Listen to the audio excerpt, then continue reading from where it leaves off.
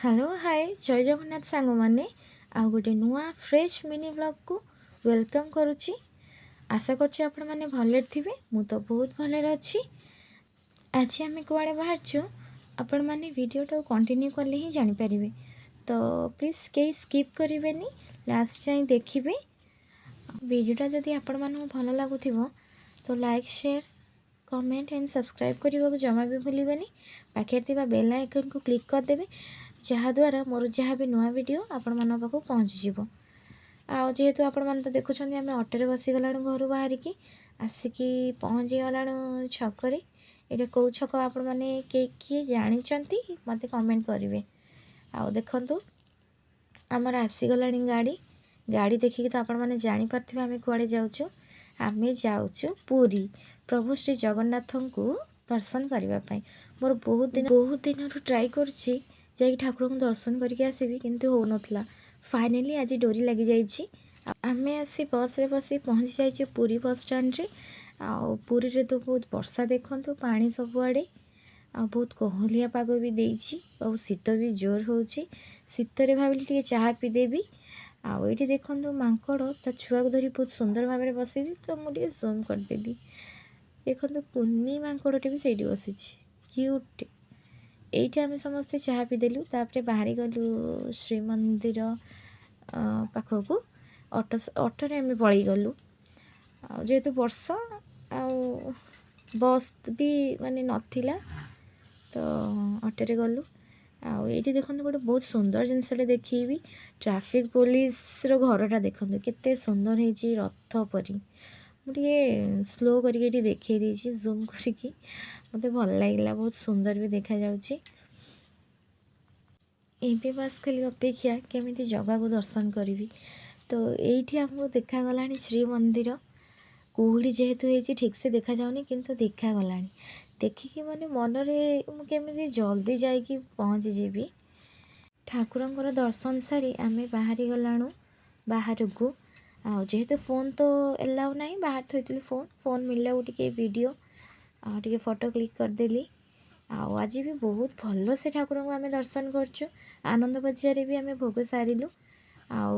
जेहेतु आमर जो पायलट शो हो बाहर किसी किणापी किसी सुविधा ना, तो मोर इच्छा थी कि मु तीन ठाकुर को आने माँ लक्ष्मी को आने। तो मुझे मंदिर बेढ़ा भितर ही तीन ठाकुर को आ माँ लक्ष्मी को नहीं आसती किणिकी।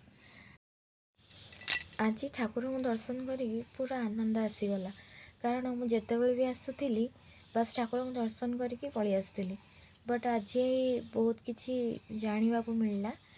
ठाकुरंकर इष्टघर आउ निर्माल्य कोठी हुए, ठाकुरंकर बगीचा, ठाकुरंकर पईली बैकुंठ आउ बहुत किसी माने जोगुड़ा मु जानी नथली पूर्वरु।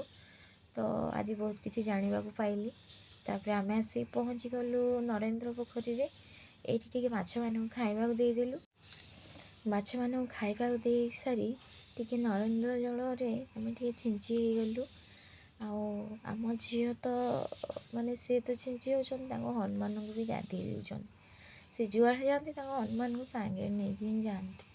से बहुत बड़ माने हनुमान भक्त से जुआड़े जीवे सांगे हनुमान को नेबे खुआबे पीएबे सब।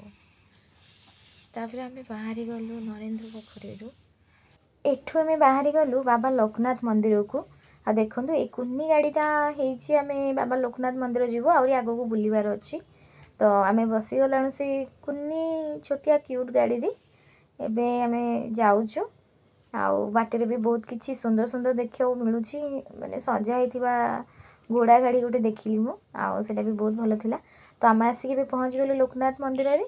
ये भी फोन एलाउ ना, तो फोन टाक मु गाड़ी ही ऑटो आमर जी ऑटो आनी से ऑटो भाई ही दे देकी पलैलु। आम बाबा लोकनाथ दर्शन सरला आम बाहर थिलु माता मठ जावाई।